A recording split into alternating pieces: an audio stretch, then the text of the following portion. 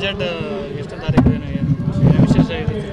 March 3ನೇ ತಾರೀಕೆ session ಪ್ರಾರಂಭ ಆಗುತ್ತೆ, ಅಧಿವೇಶನ ಪ್ರಾರಂಭ ಆಗುತ್ತೆ. 7ನೇ ತಾರೀಕೆ ಬಜೆಟ್ನ ಮಂಡಿಸ್ತಾರೆ ಅಂತ ಹೇಳಿ ಮುಖ್ಯಮಂತ್ರಿಗಳು ಹೇಳಿದ್ದಾರೆ. ಬಜೆಟ್ ಮೀಟಿಂಗ್ ಕಂಟಿನ್ಯೂಸ್ ಆಗಿ ಮಾಡ್ತಾ ಇದ್ದಾರೆ. ಬೆಳಗಿಂದ ಸಾಯಂಕಾಲ ತನಕನೂ ಕೂಡ ಬೇರೆ ಬೇರೆ ಇಲಾಖೆನ ಕರೆದು ಅವರ ಒಂದು ಬಜೆಟರಿ ನೀಡ್ಸ್ ಏನಿದೆ ಅದನ್ನು ಮುಖ್ಯಮಂತ್ರಿಗಳು ಕೇಳ್ತಿದ್ದಾರೆ. ಎಲ್ಲ ಮಂತ್ರಿಗಳು ಬಂದು ಕೂಡ ಅವರ ಇಲಾಖೆಯ ಬೇಡಿಕೆಗಳನ್ನು ಪ್ರಸ್ತಾಪ ಮಾಡಿದ್ದಾರೆ. ಸೊ ಅದನ್ನೆಲ್ಲ ಕಲೆ ಹಾಕಿ ಮಾಹಿತಿ ತೆಗೆದುಕೊಂಡು ಉತ್ತಮವಾದಂಥ ಬಜೆಟು, ಜನರಿಗೆ ಅನುಕೂಲ ಆಗುವಂಥ ಬಜೆಟನ್ನು ತರ್ತಾರೆ ಅನ್ನೋ ನಂಬಿಕೆ.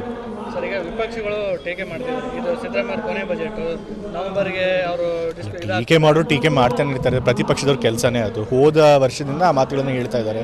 ಮೂಡ ಪ್ರಕರಣ ಬಂದಾಗಲೂ ಹೇಳಿದರು, ಚಳಿಗಾಲದ ಅಧಿವೇಶನದಲ್ಲಿ ಇರೋದಿಲ್ಲ ಇವರು, ಇದು ಮಾಡಿಬಿಡ್ತಾರೆ ಅಂತ, ನೆಕ್ಸ್ಟ್ 15 ದಿವಸದಲ್ಲಿ ರಾಜೀನಾಮೆ ಕೊಡ್ತಾರೆ ಅಂತ ಹೇಳಿದರು.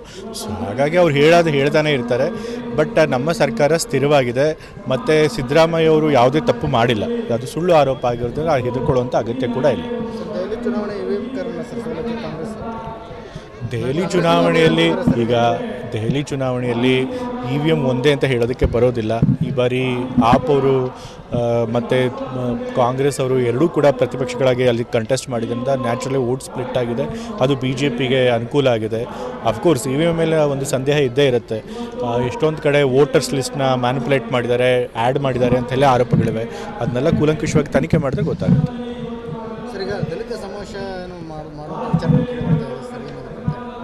ಅದ್ರ ಬಗ್ಗೆ ನನಗೆ ಗೊತ್ತಿಲ್ಲ. ಮುಖಂಡರಿಂದ ಕೇಳಬೇಕು. ಬಜೆಟ್ ಎಷ್ಟು ತಾರೀಕು ಏನು ವಿಶೇಷ ಇರುತ್ತೆ? ಮಾರ್ಚ್ 3ನೇ ತಾರೀಕೆ ಸೆಷನ್ ಪ್ರಾರಂಭ ಆಗುತ್ತೆ, ಅಧಿವೇಶನ ಪ್ರಾರಂಭ ಆಗುತ್ತೆ. 7ನೇ ತಾರೀಕೆ ಬಜೆಟ್ನ ಮಂಡಿಸ್ತಾರೆ ಅಂತ ಹೇಳಿ ಮುಖ್ಯಮಂತ್ರಿಗಳು ಹೇಳಿದ್ದಾರೆ. ಬಜೆಟ್ ಮೀಟಿಂಗ್ ಕಂಟಿನ್ಯೂಸ್ ಆಗಿ ಮಾಡ್ತಾ ಇದ್ದಾರೆ. ಬೆಳಗಿಂದ ಸಾಯಂಕಾಲ ತನಕನೂ ಕೂಡ ಬೇರೆ ಬೇರೆ ಇಲಾಖೆನ ಕರೆದು ಅವರ ಒಂದು ಬಜೆಟರಿ ನೀಡ್ಸ್ ಏನಿದೆ ಅದನ್ನು ಮುಖ್ಯಮಂತ್ರಿಗಳು ಕೇಳ್ತಿದ್ದಾರೆ. ಎಲ್ಲ ಮಂತ್ರಿಗಳು ಬಂದು ಕೂಡ ಅವರ ಇಲಾಖೆಯ ಬೇಡಿಕೆಗಳನ್ನು ಪ್ರಸ್ತಾಪ ಮಾಡಿದ್ದಾರೆ. ಸೊ ಅದನ್ನೆಲ್ಲ ಕಲೆ ಹಾಕಿ ಮಾಹಿತಿ ತೆಗೆದುಕೊಂಡು ಉತ್ತಮವಾದಂಥ ಬಜೆಟು, ಜನರಿಗೆ ಅನುಕೂಲ ಆಗುವಂಥ ಬಜೆಟನ್ನು ತರ್ತಾರೆ ಅನ್ನೋ ನಂಬಿಕೆ. ಸರ್, ಈಗ ವಿಪಕ್ಷಗಳು ಟೀಕೆ ಮಾಡ್ತಿದ್ದಾರೆ, ಇದು ಸಿದ್ದರಾಮಯ್ಯ ಕೊನೆ ಬಜೆಟ್, ನವೆಂಬರ್ಗೆ ಅವರು ಟೀಕೆ ಮಾಡ್ತಾನೆ ಇರ್ತಾರೆ. ಪ್ರತಿಪಕ್ಷದವ್ರ ಕೆಲಸನೇ ಅದು. ಹೋದ ವರ್ಷದಿಂದ ಆ ಮಾತುಗಳನ್ನು ಹೇಳ್ತಾ ಇದ್ದಾರೆ.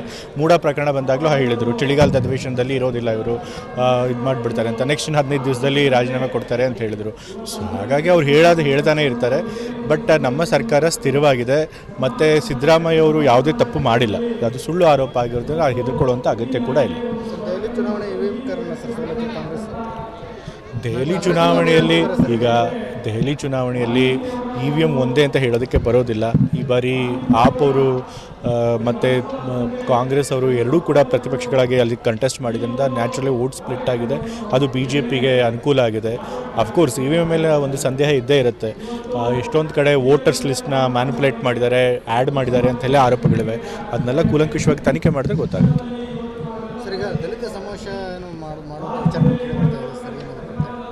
ಅದ್ರ ಬಗ್ಗೆ ನನಗೆ ಗೊತ್ತಿಲ್ಲ. ಮುಖಂಡರಿಂದ ಕೇಳಬೇಕು. ಬಜೆಟ್ ಎಷ್ಟು ತಾರೀಕು ಏನು ವಿಶೇಷ ಇರುತ್ತೆ? ಮಾರ್ಚ್ 3ನೇ ತಾರೀಕೆ ಸೆಷನ್ ಪ್ರಾರಂಭ ಆಗುತ್ತೆ, ಅಧಿವೇಶನ ಪ್ರಾರಂಭ ಆಗುತ್ತೆ. 7ನೇ ತಾರೀಕೆ ಬಜೆಟ್ನ ಮಂಡಿಸ್ತಾರೆ ಅಂತ ಹೇಳಿ ಮುಖ್ಯಮಂತ್ರಿಗಳು ಹೇಳಿದ್ದಾರೆ. ಬಜೆಟ್ ಮೀಟಿಂಗ್ ಕಂಟಿನ್ಯೂಸ್ ಆಗಿ ಮಾಡ್ತಾ ಇದ್ದಾರೆ. ಬೆಳಗಿಂದ ಸಾಯಂಕಾಲ ತನಕನೂ ಕೂಡ ಬೇರೆ ಬೇರೆ ಇಲಾಖೆನ ಕರೆದು ಅವರ ಒಂದು ಬಜೆಟರಿ ನೀಡ್ಸ್ ಏನಿದೆ ಅದನ್ನು ಮುಖ್ಯಮಂತ್ರಿಗಳು ಕೇಳ್ತಿದ್ದಾರೆ. ಎಲ್ಲ ಮಂತ್ರಿಗಳು ಬಂದು ಕೂಡ ಅವರ ಇಲಾಖೆಯ ಬೇಡಿಕೆಗಳನ್ನು ಪ್ರಸ್ತಾಪ ಮಾಡಿದ್ದಾರೆ. ಸೊ ಅದನ್ನೆಲ್ಲ ಕಲೆ ಹಾಕಿ ಮಾಹಿತಿ ತೆಗೆದುಕೊಂಡು ಉತ್ತಮವಾದಂಥ ಬಜೆಟು, ಜನರಿಗೆ ಅನುಕೂಲ ಆಗುವಂಥ ಬಜೆಟನ್ನು ತರ್ತಾರೆ ಅನ್ನೋ ನಂಬಿಕೆ. ಸರ್, ಈಗ ವಿಪಕ್ಷಗಳು ಟೀಕೆ ಮಾಡ್ತಿದ್ದಾರೆ, ಇದು ಸಿದ್ದರಾಮಯ್ಯ ಕೊನೆ ಬಜೆಟ್, ನವೆಂಬರ್ಗೆ ಅವರು ಟೀಕೆ ಮಾಡ್ತಾನೆ ಇರ್ತಾರೆ. ಪ್ರತಿಪಕ್ಷದವ್ರ ಕೆಲಸನೇ ಅದು. ಹೋದ ವರ್ಷದಿಂದ ಆ ಮಾತುಗಳನ್ನು ಹೇಳ್ತಾ ಇದ್ದಾರೆ. ಮೂಡ ಪ್ರಕರಣ ಬಂದಾಗಲೂ ಹೇಳಿದರು, ಚಳಿಗಾಲದ ಅಧಿವೇಶನದಲ್ಲಿ ಇರೋದಿಲ್ಲ ಇವರು, ಇದು ಮಾಡಿಬಿಡ್ತಾರೆ ಅಂತ, ನೆಕ್ಸ್ಟ್ 15 ದಿವಸದಲ್ಲಿ ರಾಜೀನಾಮೆ ಕೊಡ್ತಾರೆ ಅಂತ ಹೇಳಿದರು. ಸೊ ಹಾಗಾಗಿ ಅವ್ರು ಹೇಳ್ತಾನೆ ಇರ್ತಾರೆ. ಬಟ್ ನಮ್ಮ ಸರ್ಕಾರ ಸ್ಥಿರವಾಗಿದೆ ಮತ್ತು ಸಿದ್ದರಾಮಯ್ಯ ಅವರು ಯಾವುದೇ ತಪ್ಪು ಮಾಡಿಲ್ಲ. ಅದು ಸುಳ್ಳು ಆರೋಪ ಆಗಿರೋದ್ರಿಂದ ಹೆದರ್ಕೊಳ್ಳುವಂಥ ಅಗತ್ಯ ಕೂಡ ಇಲ್ಲ. ದೆಹಲಿ ಚುನಾವಣೆಯಲ್ಲಿ EVM ಒಂದೇ ಅಂತ ಹೇಳೋದಕ್ಕೆ ಬರೋದಿಲ್ಲ. ಈ ಬಾರಿ ಆಪ್ ಅವರು ಮತ್ತು ಕಾಂಗ್ರೆಸ್ ಅವರು ಎರಡೂ ಕೂಡ ಪ್ರತಿಪಕ್ಷಗಳಾಗಿ ಅಲ್ಲಿ ಕಂಟೆಸ್ಟ್ ಮಾಡಿದ್ರಿಂದ ನ್ಯಾಚುರಲಿ ವೋಟ್ ಸ್ಪ್ಲಿಟ್ ಆಗಿದೆ. ಅದು BJPಗೆ ಅನುಕೂಲ ಆಗಿದೆ. ಅಫ್ಕೋರ್ಸ್ EVM ಮೇಲೆ ಒಂದು ಸಂದೇಹ ಇದ್ದೇ ಇರುತ್ತೆ. ಎಷ್ಟೊಂದು ಕಡೆ ವೋಟರ್ಸ್ ಲಿಸ್ಟ್ನ ಮ್ಯಾನಿಪುಲೇಟ್ ಮಾಡಿದ್ದಾರೆ, ಆ್ಯಡ್ ಮಾಡಿದ್ದಾರೆ ಅಂತೆಲ್ಲ ಆರೋಪಗಳಿವೆ. ಅದನ್ನೆಲ್ಲ ಕೂಲಂಕುಷವಾಗಿ ತನಿಖೆ ಮಾಡಿದ್ರೆ ಗೊತ್ತಾಗುತ್ತೆ.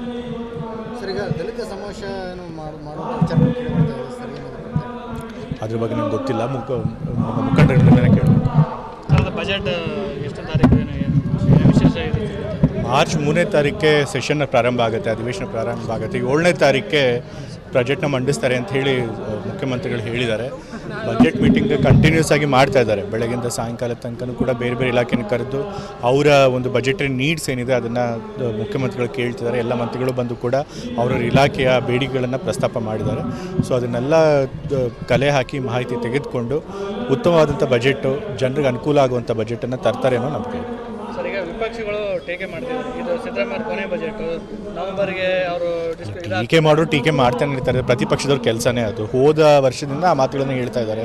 ಮೂಡ ಪ್ರಕರಣ ಬಂದಾಗಲೂ ಹೇಳಿದರು, ಚಳಿಗಾಲದ ಅಧಿವೇಶನದಲ್ಲಿ ಇರೋದಿಲ್ಲ ಇವರು, ಇದು ಮಾಡಿಬಿಡ್ತಾರೆ ಅಂತ, ನೆಕ್ಸ್ಟ್ 15 ದಿವಸದಲ್ಲಿ ರಾಜೀನಾಮೆ ಕೊಡ್ತಾರೆ ಅಂತ ಹೇಳಿದರು. ಸೊ ಹಾಗಾಗಿ ಅವ್ರು ಹೇಳ್ತಾನೆ ಇರ್ತಾರೆ. ಬಟ್ ನಮ್ಮ ಸರ್ಕಾರ ಸ್ಥಿರವಾಗಿದೆ ಮತ್ತು ಸಿದ್ದರಾಮಯ್ಯ ಅವರು ಯಾವುದೇ ತಪ್ಪು ಮಾಡಿಲ್ಲ.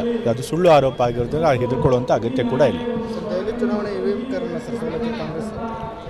ದೆಹಲಿ ಚುನಾವಣೆಯಲ್ಲಿ EVM ಒಂದೇ ಅಂತ ಹೇಳೋದಕ್ಕೆ ಬರೋದಿಲ್ಲ. ಈ ಬಾರಿ ಆಪ್ ಅವರು ಮತ್ತು ಕಾಂಗ್ರೆಸ್ ಅವರು ಎರಡೂ ಕೂಡ ಪ್ರತಿಪಕ್ಷಗಳಾಗಿ ಅಲ್ಲಿ ಕಂಟೆಸ್ಟ್ ಮಾಡಿದ್ರಿಂದ ನ್ಯಾಚುರಲಿ ವೋಟ್ ಸ್ಪ್ಲಿಟ್ ಆಗಿದೆ. ಅದು BJPಗೆ ಅನುಕೂಲ ಆಗಿದೆ. ಅಫ್ಕೋರ್ಸ್ EVM ಮೇಲೆ ಒಂದು ಸಂದೇಹ ಇದ್ದೇ ಇರುತ್ತೆ. ಎಷ್ಟೊಂದು ಕಡೆ ವೋಟರ್ಸ್ ಲಿಸ್ಟ್ನ ಮ್ಯಾನಿಪುಲೇಟ್ ಮಾಡಿದ್ದಾರೆ, ಆ್ಯಡ್ ಮಾಡಿದ್ದಾರೆ ಅಂತೆಲ್ಲ ಆರೋಪಗಳಿವೆ. ಅದನ್ನೆಲ್ಲ ಕೂಲಂಕುಷವಾಗಿ ತನಿಖೆ ಮಾಡಿದ್ರೆ ಗೊತ್ತಾಗುತ್ತೆ.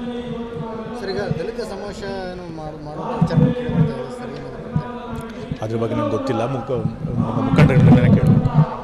ಬಜೆಟ್ ಎಷ್ಟು ತಾರೀಕು ವಿಶೇಷ ಇದೆ?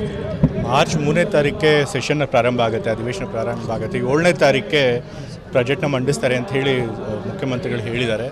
ಬಜೆಟ್ ಮೀಟಿಂಗ್ ಕಂಟಿನ್ಯೂಸ್ ಆಗಿ ಮಾಡ್ತಾ ಇದ್ದಾರೆ. ಬೆಳಗಿಂದ ಸಾಯಂಕಾಲ ತನಕನೂ ಕೂಡ ಬೇರೆ ಬೇರೆ ಇಲಾಖೆನ ಕರೆದು ಅವರ ಒಂದು ಬಜೆಟರಿ ನೀಡ್ಸ್ ಏನಿದೆ ಅದನ್ನು ಮುಖ್ಯಮಂತ್ರಿಗಳು ಕೇಳ್ತಿದ್ದಾರೆ. ಎಲ್ಲ ಮಂತ್ರಿಗಳು ಬಂದು ಕೂಡ ಅವರ ಇಲಾಖೆಯ ಬೇಡಿಕೆಗಳನ್ನು ಪ್ರಸ್ತಾಪ ಮಾಡಿದ್ದಾರೆ.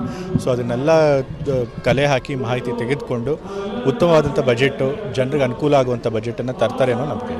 ಸರ್, ಈಗ ವಿಪಕ್ಷಗಳು ಟೀಕೆ ಮಾಡ್ತಿದ್ದಾರೆ. ಇದು ಸಿದ್ದರಾಮಯ್ಯ ಕೊನೆ ಬಜೆಟ್, ನವೆಂಬರ್ಗೆ ಅವರು ಟೀಕೆ ಮಾಡ್ತಾನೆ ಇರ್ತಾರೆ. ಪ್ರತಿಪಕ್ಷದವ್ರ ಕೆಲಸನೇ ಅದು. ಹೋದ ವರ್ಷದಿಂದ ಆ ಮಾತುಗಳನ್ನು ಹೇಳ್ತಾ ಇದ್ದಾರೆ. ಮೂಡ ಪ್ರಕರಣ ಬಂದಾಗಲೂ ಹೇಳಿದರು, ಚಳಿಗಾಲದ ಅಧಿವೇಶನದಲ್ಲಿ ಇರೋದಿಲ್ಲ ಇವರು, ಇದು ಮಾಡಿಬಿಡ್ತಾರೆ ಅಂತ, ನೆಕ್ಸ್ಟ್ 15 ದಿವಸದಲ್ಲಿ ರಾಜೀನಾಮೆ ಕೊಡ್ತಾರೆ ಅಂತ ಹೇಳಿದರು. ಸೊ ಹಾಗಾಗಿ ಅವ್ರು ಹೇಳ್ತಾನೆ ಇರ್ತಾರೆ. ಬಟ್ ನಮ್ಮ ಸರ್ಕಾರ ಸ್ಥಿರವಾಗಿದೆ ಮತ್ತು ಸಿದ್ದರಾಮಯ್ಯ ಅವರು ಯಾವುದೇ ತಪ್ಪು ಮಾಡಿಲ್ಲ. ಅದು ಸುಳ್ಳು ಆರೋಪ ಆಗಿರೋದ್ರಿಂದ ಹೆದರ್ಕೊಳ್ಳುವಂಥ ಅಗತ್ಯ ಕೂಡ ಇಲ್ಲ. ದೆಹಲಿ ಚುನಾವಣೆಯಲ್ಲಿ EVM ಒಂದೇ ಅಂತ ಹೇಳೋದಕ್ಕೆ ಬರೋದಿಲ್ಲ. ಈ ಬಾರಿ ಆಪ್ ಅವರು ಮತ್ತು ಕಾಂಗ್ರೆಸ್ ಅವರು ಎರಡೂ ಕೂಡ ಪ್ರತಿಪಕ್ಷಗಳಾಗಿ ಅಲ್ಲಿ ಕಂಟೆಸ್ಟ್ ಮಾಡಿದ್ರಿಂದ ನ್ಯಾಚುರಲಿ ವೋಟ್ ಸ್ಪ್ಲಿಟ್ ಆಗಿದೆ. ಅದು BJPಗೆ ಅನುಕೂಲ ಆಗಿದೆ. ಅಫ್ಕೋರ್ಸ್ EVM ಮೇಲೆ ಒಂದು ಸಂದೇಹ ಇದ್ದೇ ಇರುತ್ತೆ. ಎಷ್ಟೊಂದು ಕಡೆ ವೋಟರ್ಸ್ ಲಿಸ್ಟ್ನ ಮ್ಯಾನಿಪುಲೇಟ್ ಮಾಡಿದ್ದಾರೆ, ಆ್ಯಡ್ ಮಾಡಿದ್ದಾರೆ ಅಂತೆಲ್ಲ ಆರೋಪಗಳಿವೆ. ಅದನ್ನೆಲ್ಲ ಕೂಲಂಕುಷವಾಗಿ ತನಿಖೆ ಮಾಡಿದ್ರೆ ಗೊತ್ತಾಗುತ್ತೆ.